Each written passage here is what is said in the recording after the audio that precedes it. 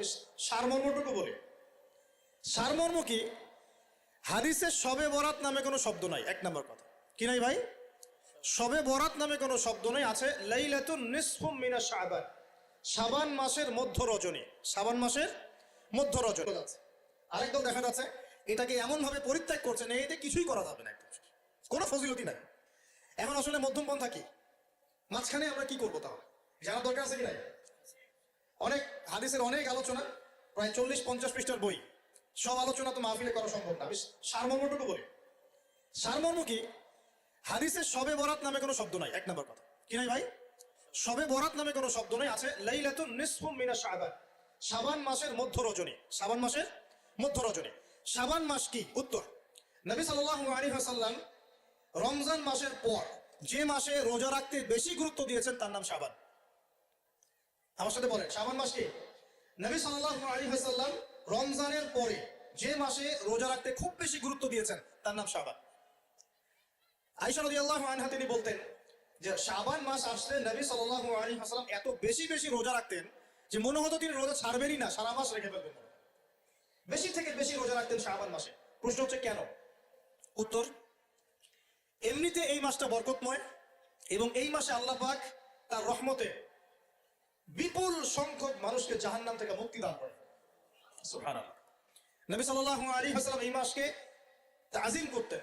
এই মাসের সম্মানার্থে, এই মাসে আল্লাহর রহমত বরকতের স্বার্থে নবী করিম সাল্লাল্লাহু আলাইহি ওয়াসাল্লাম এই মাসে বেশি বেশি রোজা রেখেছেন। সুন্নত কি শিখলাম? শাবান মাসে বেশি বেশি রোজা রাখা সুন্নত। একটা কি পেলাম ভাই? শাবান মাসে বেশি বেশি রোজা রাখা সুন্নত। আপনি যদি মুকিম হন, শরীর সুস্থ থাকে, মুসাফির না, আপনার সুস্থতা আছে, সব ঠিক আছে, আপনি চেষ্টা করবেন এই মাসে বেশি বেশি রোজা রাখার। পারা যাবে ইনশাআল্লাহ? এটা নবীর সুন্নত হবে। আরেকটা হাদিস মাথায় নিয়ে না, আজকে সারা ওয়াজ ভুলে গেলে এই মাসটা ভুলে না।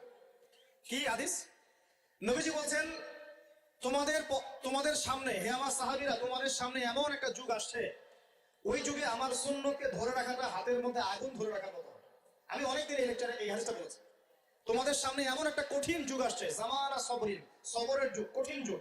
ওই যুগে ঈমান ধরে রাখা, আমার সুন্নতের উপর থাকা হাতে আগুন ধরে রাখার মতো হবে।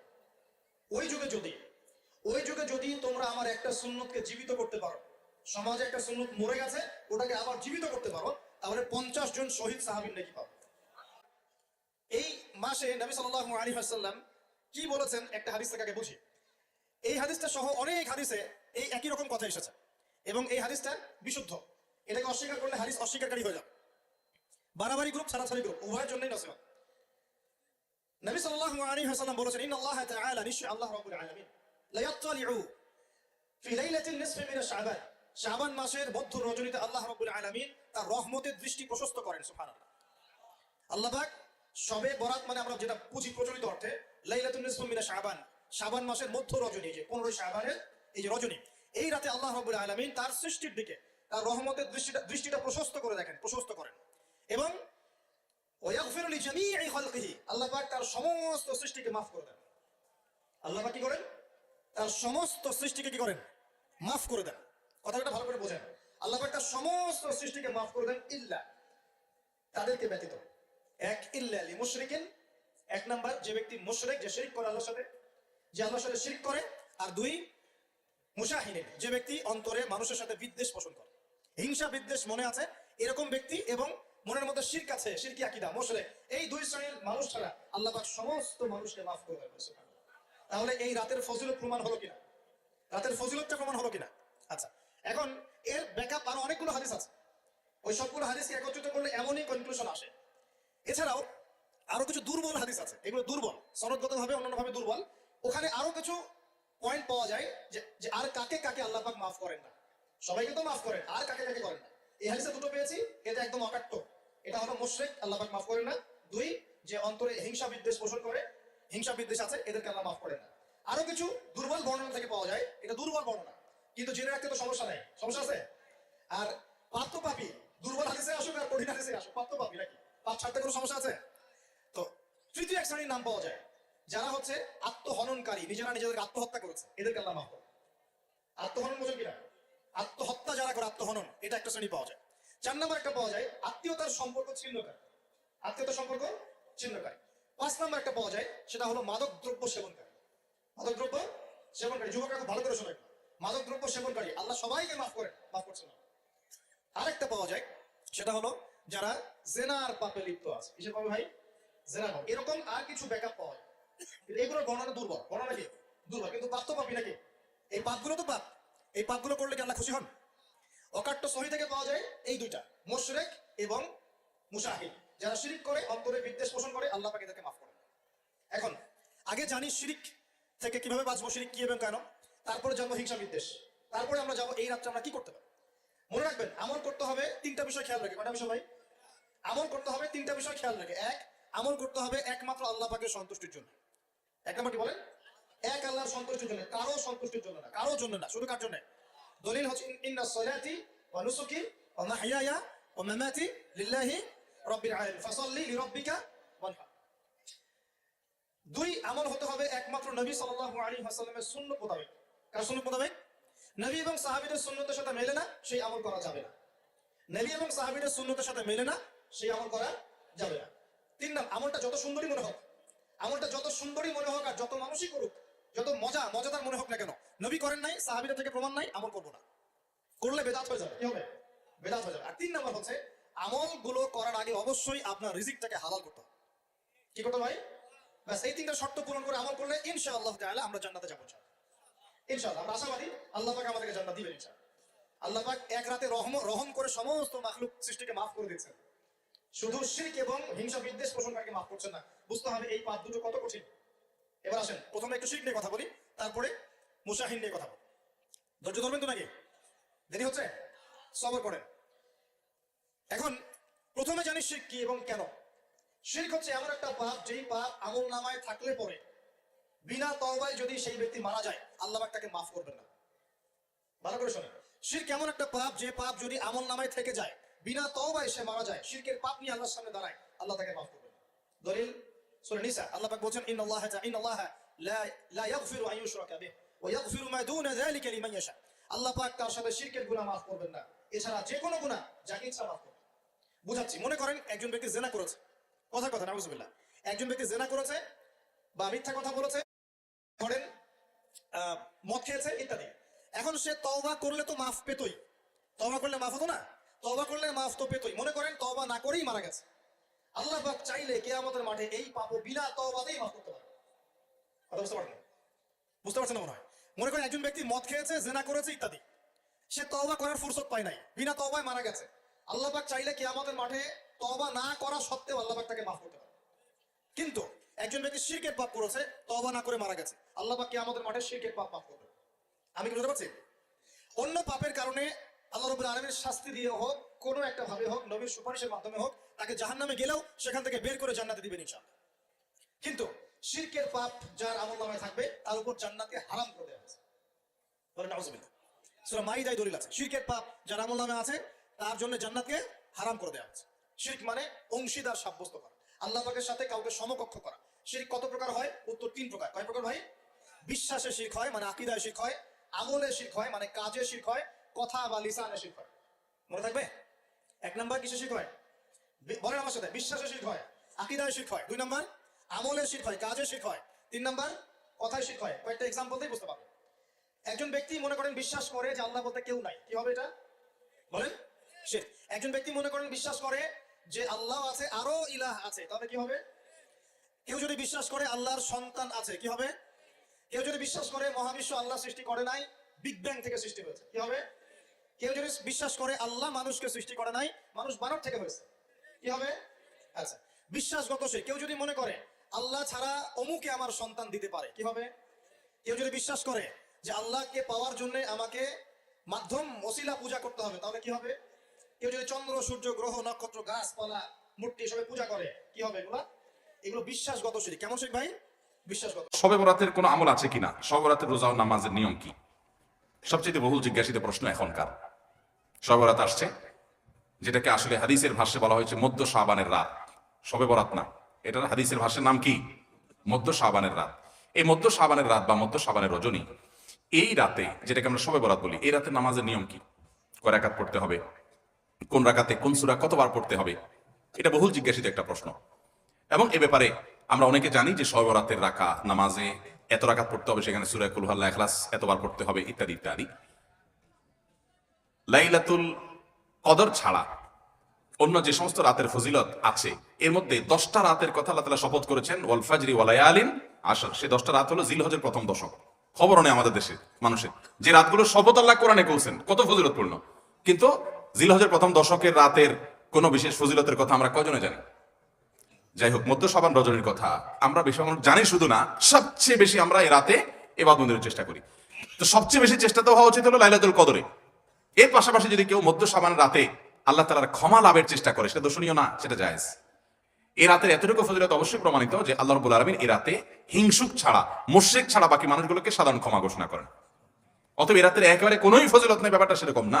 বিভিন্ন হাদিসের আলোকে এইটুকু অন্তত সাব্যস্ত হয় যে আল্লাহ তাআলা হিংসুক এবং আপনার মুশরিক ছাড়া, মানুষের পিছিয়ে লাগে শত্রুতা, এই মানুষটা বাকি মানুষ থেকে মাফ করে। তাহলে মধ্য শাবানের রাত বা যেটাকে শব রাত বলছি আমরা, এই রাতের মূল আমলই হলো, এটাকে কেন্দ্র করে মূল আমলই হলো নিজেকে শিরক এবং হিংসা থেকে পরিচ্ছন্ন করা, সাধারণ ক্ষমার উপযুক্ত করা। এটা হলো মূল আমল, বাস। এর বাইরে আপনি ক্ষমা লাভের জন্য যদি চেষ্টা করেন সেটা কোনো দর্শনীয় বিষয় নয়। তবে এই রাতকে কেন্দ্র করে বিশেষ ফরম্যাটে নামাজ, রাত জেগে, তারপর বিশেষ ফরম্যাটে ইবাদত, এই সূরা এতবার, এই নামাজ এত রাকাত, এরকম কোনো কথা কোরআন হাদিসে বর্ণিত হয়নি। এগুলো আমরা মন গড়া বানিয়ে নিয়েছি। এবং যদি এরকম কোনো ফরম্যাট আমরা ঠিক করে নিয়ে সেভাবে ইবাদত করাটাকে আমরা এই রাতের আমল, শরিয়া সিদ্ধ আমল মনে করি বা সুন্নাহ আমল মনে করি বা কোনো নির্দিষ্ট আমল মনে করি, তাহলে বেদাতে পর্যবেসিত হবে। অতএব বাড়াবাড়ি এবং ছড়াছাড়ি এই দুইটা আমাদেরকে পরিহার করতে হবে। যতটুকু আছে ততটুকু আমরা আমল করব এবং এসে আমল অনুযায়ী আমরা চলার চেষ্টা করবো। সব রাতে সবচেয়ে বেশি মানুষ মসজিদে কেন ভিড় জমায় বলেন তো? সবে কদর বেশি ফজিলতপূর্ণ না এই রাত? সবে কদর কোন তুলনা আছে সবে কদরের সাথে কোনটা? কিন্তু সবে কদর কি এত মানুষ ইবাদত বন্দেগী করার চেষ্টা করে? সবে বরাতে যত করে, কারণ কি? মিষ্টির জন্য বলে, খারাপ বলেন নাই। আমি ছোট থাকতে যখন মাদ্রাসায় পড়ি, লজিং এ ছিলাম এক বাড়িতে, আমার মনে আছে এক মসজিদে সারা রাত সব রাতে এরকম দোয়া দরুদ হয়েছে। এবার শেষে মিষ্টি বিতরণ হচ্ছে, জিলাফি দিতে আর কি তখন। তো জিলাফি দেওয়া হচ্ছে, তো এক আল্লাহর বান্দা তার যে জিলাফি দিচ্ছে সবাই দুটো দুটো করে দিচ্ছে, ভুলে তার একটা পড়ছে আর কি। পরে সে জিলাপিটা নিয়ে এসে বাইরে ওই মুয়াজ্জিন বেচারার 14 গোষ্ঠী গালিগালাজ করতে করতে বলতেছে যে সারা রাত বেটা সবচেয়ে বেশি কাঁদলাম আমি, আর দিছে আমার একটা।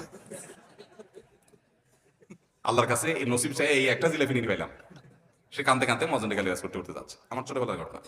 যাই হোক, তো মিষ্টির জন্য যায় না, এটা পুরোপুরি সঠিক না। এত অভাব পড়ে না যে সারা রাত মানুষ মসজিদে পড়ে থাকবে একটা একটু মিষ্টি একটা প্যাকেটের জন্য, আমার মনে হয় না। আমার যেটা মনে হয়, সবচেয়ে বেশি মানুষ এই রাতে ইবাদত বন্দেগীর চেষ্টা করে কারণ মানুষ মনে করে এই রাতে ভাগ্য নির্ধারণ হয়। অতএব এক রাতে ইবাদত বন্দেগী করে যদি সারা বছরটা ফাইনাল করে ফেলতে পারি, মন্দ কি? এই হলো মূল কাহিনী। আল্লাহ তাআলা আমাদেরকে বিশুদ্ধ পদ্ধতিতে ইবাদত বন্দেগী করার তৌফিক দান করুন। তাহলে ভাইরা আমার, মধ্য শাবানের রজনীতে আমরা আল্লাহ তাআলার কাছে ক্ষমার উপযুক্ত হওয়ার জন্য, হিংসা শিরক থেকে মুক্ত হওয়ার চেষ্টা করব, ক্ষমা পাওয়ার জন্য প্রচেষ্টা আমাদের থাকবে। কিন্তু ওই যে বেদাতি পন্থা, বিশেষ ফর্মে ঠিক করে ইবাদত, নামাজ, হালুয়া রুটি খায় মানুষ। হালুয়া রুটি কেন খায়? কেন খায় হালুয়া রুটি ভাই? সারা দেশে অনেক জায়গায় এখনো এটা হালুয়া রুটি ওই দিন বানাবে মানুষ। হালুয়া রুটিটা কেন হয় বলেন তো? বলে যে নবী সাল্লাল্লাহু আলাইহি সাল্লাম উহুদের যুদ্ধে তার দন্দান মোবারক শহীদ হয়েছে, এই জন্য উনি শক্ত খানা খাইতে পারতেন না, হালুয়া খাইতেন, এই জন্য আমরা হালুয়া খাই। আরে ভাই, নবী সাল্লাল্লাহু আলাইহি সাল্লামের দাঁত ভাঙছে প্রথম কথা, ওটা শাবান মাসে ঘটেই না, এটা পড়ছে আরেক মাসে। আপনি এইটা এই মাসে আনলেন কোত্থেকে? আচ্ছা, তারপরে যদি ধরে নেই এই মাসেই হয়েছে, তো ওনার দাঁত ভাঙছে কাদের আঘাতে? মুশরিকদের আঘাতে, তাই না? আল্লাহ দুশমনদের আঘাতে। তো কাফেরদের আঘাতে, দাঁত ভাঙাতে উনি হালুয়া খাইছে বলতেছেন, যদি এটার কোনো ভিত্তি নেই, বোগাস কথা। তারপরে ধরে নিলাম, তো আপনি ভালো দাঁত নিয়ে হালুয়া খাচ্ছেন কোন শরমে? আপনার বাপের একটা শত্রু আছে, আপনাদের ফ্যামিলির একটা শত্রু আছে, সে আপনার বাপের ধরে আচ্ছা ধরে মেরে ঠ্যাং ভেঙে দিছে। আপনার বাপ বেচারা ওই ভাঙা ঠ্যাং নিয়ে একটা লাঠি নিয়ে ভর করে করে খোড়ায় খোড়ায় উনি হাঁটেন, কারণ পা ভেঙে গেছে বেচারা। আপনি আপনার বাবার ওই যে শত্রু, যে আপনার বাপের পা ভাঙছে, ওই শত্রুর সাথে আপনার বিরাট দরম বরম দোস্তি, চা দোকানে আড্ডা পাড্ডা মারেন, সব জায়গায় ঠিক আছে। কিন্তু বাড়িতে আইসা বাপের সামনে আপনি ভালো পাও নিয়া একটা লাঠি নিয়ে আপনি খোড়ায় খোড়ায় হাঁটেন। কেন? বাবার প্রতি সহমর্মিতা দেখা, যে আমার বাবার যেহেতু পা ভেঙে দিছে, এই জন্য বাবা খোড়া খোড়া হাঁটে, আমি এখন ভালো পাও নিয়া লাঠি নিয়ে খোড়া খোড়ায় হাঁটতেছি। কি বলেন? এই দৃশ্য যদি দেখে আপনার বাপে কি করবে? হাতের লাঠিটা দিয়ে বলবো আমার পা যা যাক, তোর আগে কটা বাড়ি দিবে এত, তুই আমার ভেঙাইতে আসছস?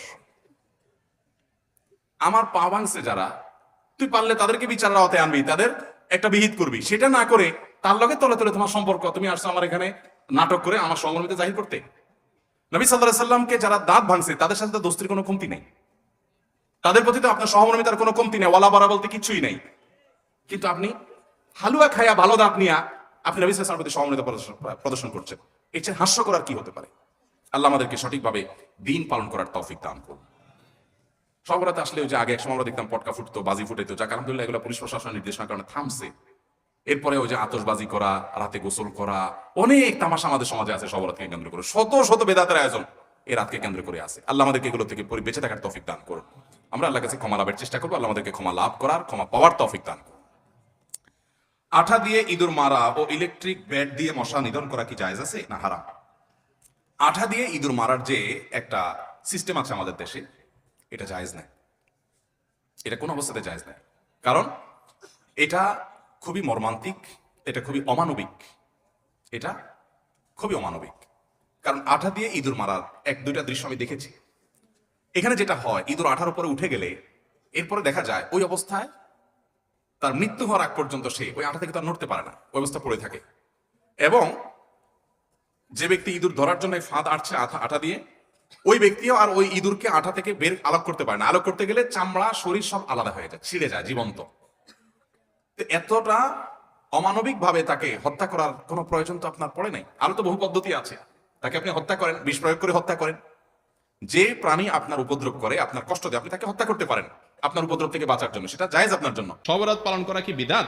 শবে বরাত উপলক্ষে আনুষ্ঠানিকতা করা, সিন্নি দেওয়া, আপনার ওই যে আপনার কি হালুয়া বিতরণ করা, একটা জাল হাদিস বানাইছে যে নবীজি দাঁত ভাঙছে এই জন্য হালুয়া খাইছে, এই জন্য আমরা হালুয়া খাই। মানে কত বড় চিটারি আপনি চিন্তা করেন।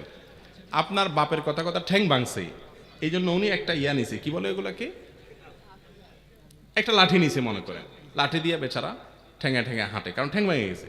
এখন আপনি বাপের ছেলে বলতেছেন, উফ আমার বাপের শত্রুর সাথে লড়াই করতে গিয়া ঠ্যাং ভেঙে ফেলছে, অতএব বাপের প্রতি আমি ভালোবাসা প্রকাশ করতে গিয়ে আমার ভালা ঠ্যাঙে আমি একটা লাঠি নিয়ে খোঁড়াইতেছি। বাপে ওই লাঠিটা নিয়ে মাথা দিয়ে মারবে কি পারবে না, যে বেয়াদব তুই তো আমার ভেঙাইতেছিস, ঠিক না বে ঠিক? তো যদি নবীজি দাঁত ভাঙিয়া হালুয়া খাইয়া থাকেন, তো আপনিও দাঁতটা ভাঙেন, ভাঙিয়া হালুয়া খান। আপনি আস্ত ভালো দাঁত নিয়া সবরাতে হালুয়া খাইতেছেন, এর চেয়ে বাটপারি আর কিছু হতে পারে? আর ওহুদের যুদ্ধ কি শাবান মাসে হয়েছে? আপনি এটা কোথায় পাইছেন? এগুলা সবগুলা হলো এই হালুয়া ঘুরির জন্য আপনার মাসালা বানাই নেওয়া আর কি। ভাইরা আমার, সবরাত কেন্দ্রিক রাত্রি জাগরণ, দিনে ইবাদত এবং আপনার আরো যত কাজ আছে, এগুলো কোনোটাই আসলে বিশুদ্ধ হাদিস দ্বারা প্রমাণিত। তবে হ্যাঁ, বিভিন্ন হাদিস থেকে এইটুকু বোঝা যায়, এই রাতে আল্লাহ রাব্বুল আলামিন হিংসুক এবং শিরকারী ছাড়া বাকিদেরকে আল্লাহ সাধারণ ক্ষমা ঘোষণা করেন। কথা কি বুঝতে পারছি? আর যেহেতু শাবান মাস নফল রোজা মাস, অতএব অন্য দিনের মতো ওই দিন রোজা রাখতে পারেন, কিন্তু সবরাত উপলক্ষে স্পেশাল রোজা, এটাও বিশুদ্ধ হাদিস দ্বারা প্রমাণিত না। কিন্তু সবরাত নিয়ে বহুত মারামারি কাটাকাটি আছে। দুঃখের বিষয়, যে সমাজে নামাজের খবর নাই, হাজার হাজার হারামের কাজ চলতেছে, সেখানে সবরাত নিয়ে কি হয়? মারামারি হয়। আল্লাহ আমাদের বোঝার তৌফিক দান করুন। শবে বরাতে হালুয়া রুটি খাওয়া যাবে কিনা? শবে বরাতে হালুয়া রুটি খাবেন। কি কারণে হালুয়া রুটি খাবেন ভাই? আমাদের দেশে শবে বরাতে হালুয়া রুটি এই জন্য খায়, বলে যে আমাদের নবীজি ওহুদের যুদ্ধে দাঁত ভেঙে গেছে, দাঁত ভাঙার পরে তিনি কি খাইছেন? হালুয়া রুটি খাইছে। এই জন্য শবে বরাতে নাকি এই ঘটনা ঘটছে, এই জন্য আমরাও কি খাই? হালুয়া রুটি খাই। এখন আমার প্রশ্ন হলো, নবীজির দাঁত ভাঙছে ওহুদের ময়দানে, যদিও সেটাই শাবান মাসে ভাঙে না, এটা ভুয়া কথা, তারপরও ধরলাম এই মাসে ভাঙছে, তো ওনার দাঁত ভাঙার পর উনি হালুয়া রুটি খাইছে। আপনি আস্তে আস্তে এরকম তাগড়া তাগড়া ভালো দাঁতে আপনি হালুয়া রুটি চাবাইতেছেন, এটা তো নবীজির সাথে তামাশা হলো। কি বলেন? একজন বাপ পা ভেঙে গেছে, বেচারা একটা লাঠিতে ভর করে খোঁড়ায় খোঁড়ায় হাঁটে, আপনার দুইটা একেবারে তাগড়া পাও, সুঠাম পাও, সুস্থ, আপনি একটা লাঠি নিয়ে কি করতেছেন? খোঁড়ায় খোঁড়ায় হাঁটতেছেন, ভালো পাও। আপনার বাপে দেখে খুশি হয়ে যাবে না যে আমার ছেলে কত ভালোবাসে আমাকে, যে আমি খোঁড়াইতেছি এই জন্য ভালো পাও নিয়ে খোঁড়াইতেছে লাঠি নিয়ে? খুশি হবে না? ধরে জুতা দিয়ে পিটা দিবে, বেয়াদব তুই আমার সাথে ইয়ার কি করতে আইছস? নবীজির দাঁত ভাঙে হালুয়া রুটি খাইছে বুঝলাম, তো আপনি তাগড়া দাঁতে হালুয়া রুটি খাইতেছেন কোন চোখে? তো তামাশা করা নবীজির সাথে, ঠিক না ভাই ঠিক? এগুলা ভুয়া কাজ, এগুলা করবেন না। শবে বরাত উপলক্ষে হালুয়া রুটি খাওয়া এটা গর্হিত কাজ, পটকা ফুটায় যুবক ছেলে ফেলে, এগুলো গর্হিত কাজ। মহিলাদের কোন ধরনের বোরকা পরা জায়েজ আছে? ভাই, তাদের সৌন্দর্য ঢাকে এরকম বোরকা পরা জায়েজ আছে। যেই বোরকা অনেক চাকচিক্যপূর্ণ, আজকে বের হয়েছে দেখা যায় যে অনেক চাকচিক্যপূর্ণ, এটা পরা জায়েজ নাই। বোরকার উপরে এত কাজ যে ওই কাজ দেখতেই মানুষ বারবার তাকায় যে স্টাইলটা কি, ঠিক না ভাই ঠিক? এরপরে আসেন কিছু আছে এমন টাইট যে শরীরের অঙ্গ প্রত্যঙ্গ সব প্রকাশ হয়, এই সব বোরকার উপরে আবার আরেকটা বোরকা পড়তে হবে, ওই বোরকার উপরে আরেকটা বোরকা পড়তে হবে, বিধায় এই ধরনের বোরকা। আসসালামু আলাইকুম ওরহমতুল্লাহি ওবরাকাতুহ। আলহামদুলিল্লাহি রব্বিল আলামিন ওয়াসসালাতু ওয়াসসালামু আলা সাইয়্যিদিল মুরসালিন ওয়া আলা আলিহি ওয়া সাহবিহি আজমাইন। সম্মানিত দর্শক, আমি ইয়ামিন বিন ইমদাদ আজকে আপনাদের সামনে শবে বরাত নিয়ে হাজির হয়েছি। শাবান মাস আসলেই অনেকের মধ্যে একটি কিউরিসিটি তৈরি হয় যে শবে বরাত কবে এবং শবে বরাতে আমাদের করণীয় কী, শবে বরাতে আমাদের বর্জনীয় কী। তো এই বিষয়গুলো আজকে খুবই সংক্ষিপ্তভাবে আপনাদের সামনে উপস্থাপন করার চেষ্টা করব। আশা করছি আজকের এই আলোচনাটি যদি আপনি ধৈর্য সহকারে সম্পূর্ণ শুনতে পারেন, তাহলে শবে বরাত সম্পর্কে আমাদের মধ্যে যে সংশয় আছে, যে দ্বিধাদ্বন্দ্ব আছে, সেগুলো সম্পূর্ণ পরিষ্কার হয়ে যাবে ইনশাআল্লাহ। তাহলে কালক্ষেপণ না করে চলুন শুরু করি। শবে বরাত এটি আরবি এবং ফার্সি ভাষার সমন্বয়ের শব্দ। যদিও কোরআন হাদিসের মধ্যে শবে বরাত নামে কোনো শব্দ নেই। হাদিসের মধ্যে যেটা উল্লেখ আছে সেটা হলো নিসফে শাবান, অর্থাৎ শাবান মাসের মধ্য রজনী। অত্যন্ত গুরুত্বপূর্ণ এবং ফজিলতপূর্ণ রজনী। এই রজনীতে আমরা অবশ্যই কিছু আমল করব। হাদিসের মধ্যে কি আছে সেই বিষয়টা আপনাদের সামনে তুলে ধরব। তবে তার পূর্বে আপনাদের সামনে একটি বিষয় তুলে ধরতে চাই, তা হলো এই রাতকে কেন্দ্র করে, এই শবে বরাতকে কেন্দ্র করে আমাদের সমাজে কিছু কুসংস্কারের আবির্ভাব হয়েছে। এটা অনেক দিন ধরে, যুগ যুগ ধরে চলে আসতেছে। তো যে কাজগুলো বর্জন করতে হবে, মুসলিম উম্মাকে যে কাজগুলো অবশ্যই পরিত্যাগ করতে হবে এই শবে বরাতকে কেন্দ্র করে, সেই বিষয়গুলো সংক্ষেপে আপনাদের সামনে প্রথমে তুলে ধরছি।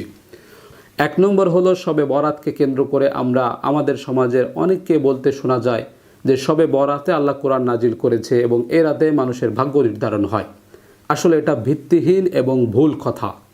কুরআনুল কারীমের সূরা দুখানের মধ্যে আল্লাহ রাব্বুল আলামিন বলেছেন, ইন্না আনজালনাহু ফি লাইলাতিন মুবারাকাহ। আল্লাহ রাব্বুল আলামিন কুরআনুল কারীম অবতীর্ণ করেছেন একটা মুবারক রাতে। এবং এই আয়াতকে কেন্দ্র করে অনেকে অপব্যাখ্যা করেন, অথচ এই আয়াতের ব্যাখ্যা রয়েছে কুরআনুল কারীমের সূরা বাকারার 185 নম্বর আয়াত। সেই আয়াতে আল্লাহ রাব্বুল আলামিন বলতেছেন, শাহরুর রমাদান আল্লাযী উনজিলা ফীহিল কুরআন। আল্লাহ রাব্বুল আলামিন কুরআনুল কারীম অবতীর্ণ করেছেন রমজান মাসে। এবং সূরা কদরের মধ্যে আল্লাহ আরও স্পষ্টভাবে বলেছেন, ইন্না আনজালনাহু ফি লাইলাতিল কদর। আল্লাহ রাব্বুল আলামিন এই কদরের রাতে অবতীর্ণ করেছেন কোরআন। অতএব এখান থেকে স্পষ্টভাবে বোঝা যায় সূরা দুখানের মধ্যে আল্লাহ যে মুবারক রাতের কথা বলেছেন সে রাতটা হলো রমজান মাস এবং রমজান মাসের শেষ দশকের কদরের রাত। অতএব এখান থেকে অপব্যাখ্যা করার কোনো সুযোগ নাই যে শবে বরাতে অবতীর্ণ হয়েছে কিনা। এবং এই আয়াতের মধ্যে আরও স্পষ্টভাবে উল্লেখ করা হয়েছে যে শবে কদরে, অর্থাৎ রমজান মাসের শেষ দশকে যে কদর আছে, সেই কদরেই আল্লাহ রাব্বুল আলামিন মানুষের সামনের ভাগ্য নির্ধারণ করে থাকেন। এটা স্পষ্ট। এটা শবে বরাতের ফজিলত নয়, বরং এটা শবে কদরের ফজিলত। শবে কদরের ফজিলত শবে কদরেই হবে, শবে বরাতে হবে না। 2 নম্বর আরেকটা কুসংস্কার রয়েছে, সেটা হলো শবে বরাতকে কেন্দ্র করে অনেকে হালুয়া রুটির একটা ভিত্তিহীন রসম আবিষ্কার করেছে। আবার এই ভিত্তিহীন রসমের পিছনে একটা যুক্তিও অনেকে তৈরি করে, সেটা হলো উহুদের যুদ্ধে আল্লাহ রাসূল সাল্লাল্লাহু আলাইহি ওয়াসাল্লামের দাঁত ভেঙে গিয়েছে। প্রশ্ন করে যে হুজুর, লাইলাতুল বরাত যেটা আমরা বলি, শবে বরাত বলি, এটার আমল কি, এটার করণীয় কি, এটা কোরআন সুন্নাহয় আছে কিনা, এক্ষেত্রে আমাদের করণীয় বর্জনীয় কি, বলি কিনা ভাই? আমি আপনাদের কাছে একটা ছোট্ট একটু কথা বলি, আমি 2 মিনিটের মধ্যে এই বিষয়টা আপনাদেরকে বুঝিয়ে দেই। রাসূল সাল্লাল্লাহু আলাইহি ওয়াসাল্লাম সাহাবীদের যুগে লাইলাতুল বরাত ছিল না। আমরা বরাত বলতে যা বুঝি ওই মিনিংয়েও তারা বুঝতেন না, আবার ওই পরিভাষাও ছিল না। ছিল কি? ছিল লাইলাতুন নিসফু মিনাশ শাবান।